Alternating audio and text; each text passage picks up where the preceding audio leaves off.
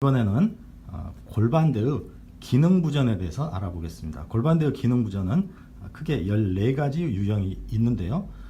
기능 부전이 꼭 한 가지로만 나타나는 건 아니고 뭐 2가지 혹은 3가지 이렇게 혼재되어 나타나기도 합니다. 첫 번째로 치골결합의 기능 부전에 대해서 알아보겠습니다.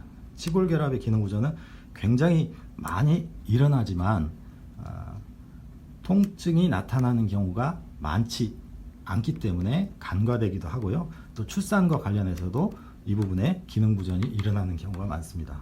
치골결합의 기능 부전은 첫 번째로 상방변이, 그리고 두 번째 하방변이, 이렇게 2가지가 있습니다.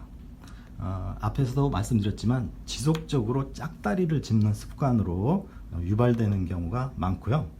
치골결합의 기능 부전이라고 하는 것은 보행 시에 장골의 대칭적인 움직임을 방해하기 때문에 이 치골결합의 기능 부전이 있다면 골반대의 모든 움직임에 영향을 미치게 됩니다. 치골결합 기능 부전의 이제 진단은 일반적으로 선자세 굴곡 검사에서 양성이 나온 쪽, 그쪽에 이제 변이가 있는 부분을 찾아서 치료를 해야 되고요. 서해부 인대, 서해 인대의 종지부 쪽에 긴장이 있거나 혹은 압통이 있는 경우가 많습니다. 다음은 천골의 기능 부전에 대해서 알아보겠습니다. 천골의 기능 부전은 첫 번째로 양측성 뉴테이션, 두 번째 양측선 카운터 뉴테이션, 2가지 기능 부전이 있는데요. 이 경우는 매우 발생 빈도가 낮습니다. 그리고 진단을 해본다면 황새다리 검사에서 양측 모두 양성으로 나타나기도 합니다. 그렇지만 다른 검사인 스프링 테스트라든가 개핑 테스트, 락킹 테스트, 이런 테스트들을 같이 참고로 해서 알아둘 필요가 있습니다.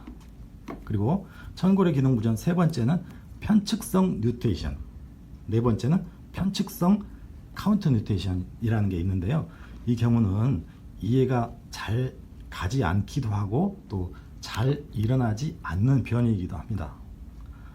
이런 편측성 변이 같은 경우는 천골 기저부하고 하외 측각이 항상 비대칭이 있는 것을 우리가 발견할 수가 있고요. 체간을 굴곡하거나 신전할 때 이 부분이 항상 비대칭인 것을 확인을 할 수가 있습니다. 그리고 천골의 기능 부전 중에서 가장 많이 일어나는 기능 부전이 염전 기능 부전인데요. 전방염전, 후방염전 이렇게 있겠죠. 그래서 전방염전이나 후방염전, 이 2가지는 천골 기저부하고 하외 측각이 항상 같은 쪽에서 후방으로 밀려나 있습니다. 그러면 전방염전이냐 후방염전이냐 이 구분은 체간을 굴곡하거나 신전할 때 확인할 수가 있고요. 혹은 호흡을 이용해서 천골의 움직임을 확인해 볼 수도 있습니다. 예를 들어서 전방염전이라고 하면 체간을 굴곡할 때 좌우에 천골의 기저부가 비대칭이 일어나고 체간을 신전할 때 대칭을 이루게 될 경우에, 이럴 경우에는 이제 전방염전에 해당이 되는 거고요. 후방염전은 체간을 굴곡을 하게 되면 대칭 상태가 되고 체간을 신전을 하게 되면 비대칭 상태가 되는 것을 확인할 수 있습니다. 염전 기능 부전 같은 경우에는 하외 측각은 체간 굴곡 신전 중에서 한 가지에서는 대칭을 이루지만 앞서 말한 편측성 뉴테이션, 편측성 카운터 뉴테이션 기능 부전에서는 늘 비대칭인 것이 특징입니다. 다음은 장골의 기능 부전에 대해서 알아보겠습니다. 장골은 앞서 말씀드린 대로 전방에서는 치골결합, 후방에서는 천골이라는 2개의 다른 축을 중심으로 움직이게 되죠. 그래서 장골의 기능 부전 중에 장골의 기능 부전은 6가지가 있는데, 첫 번째 상방전단, 하방전단 이렇게 2가지가 있는데요. 천장관절의 모양이 제대로 형성되지 않은 환자에게서 이제 호발하기도 하고요. 혹은 사고에 의해서 발생하기도 하는데, 미끄러지거나 우리가 넘어지면서 한쪽 엉덩이를 바닥에 충격을 받았다든가, 아니면 자동차 사고가 나서 페달을 한쪽 발로 세게 밟고 있으면서 충격이 왔을 경우, 이럴 경우에는 상방전단이라는 변이가 일어나게 되고, 만약에 신발 굽, 여성분들 굽이 있는 신발을 신고 가다가 뭐 수채구멍이나 이런데 바닥에 낀 상태에서 달려가다가 앞으로 축 빠지게 되면 하방전단이 일어나는 경우도 있습니다.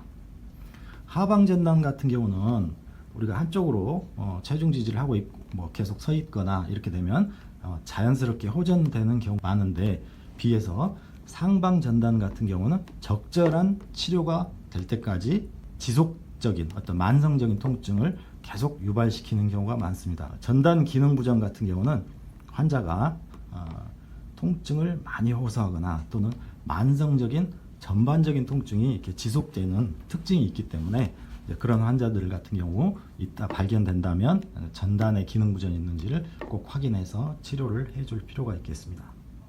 장골의 기능 부전 세 번째, 네 번째 기능 부전은 인플레어, 아웃플레어. 장골이 안으로 이렇게 내방으로, 앞쪽으로 내방으로 회전되는 걸 인플레어, 바깥쪽으로 이렇게 회전되는 것을 아웃플레어라고 하는데요. 이 역시 흔치 않은 기능 부전에 해당이 됩니다. 천장관절면이 비정상적일 경우에 발생을 하고, 이 경우는 장골의 회전 기능 부전을 치료한 뒤에 진단을 할 수 있습니다. 다섯 번째 장골의 기능 부전은 전방 회전, 여섯 번째는 후방 회전, 이렇게 기능 부전이 있는데요. 전방 회전, 후방 회전 기능 부전 같은 경우는 발생 빈도가 굉장히 높은 편에 해당이 됩니다. 이 경우에는 전방 회전이든 후방 회전이든 이 경우에는 반드시 다리 길이의 차이가 발견되어야 하고, 좌와 테스트, 즉 앉아서 양쪽 족 내과를 확인을 하고 누워서 족 내과의 길이를 확인해 보는 이런 좌와 테스트를 통해서 확인을 할 수 있습니다. 그리고 선자세 굴곡 검사에서 양성인 쪽을 치료하게 되어 있습니다. 회전 기능 부전 같은 경우는 체간이나 하지 쪽에 있는 근육의 불균형과 관련되어 있는 경우가 많기 때문에, 뭐 예를 들면 햄스트링이라든가 요방형근, 뭐 대퇴사두근 이런 근육들의 어떤 불균형과 관련돼서 회전 변이가 보이는 경우가 있기 때문에 근육의 문제를 반드시 먼저 해결하고 다시 한번 체크를 해서 그 회전 변이가 발견이 된다면 그럴 경우에 이제 기능 부전 있는 쪽 선자세 굴곡 검사에서 양성인 쪽을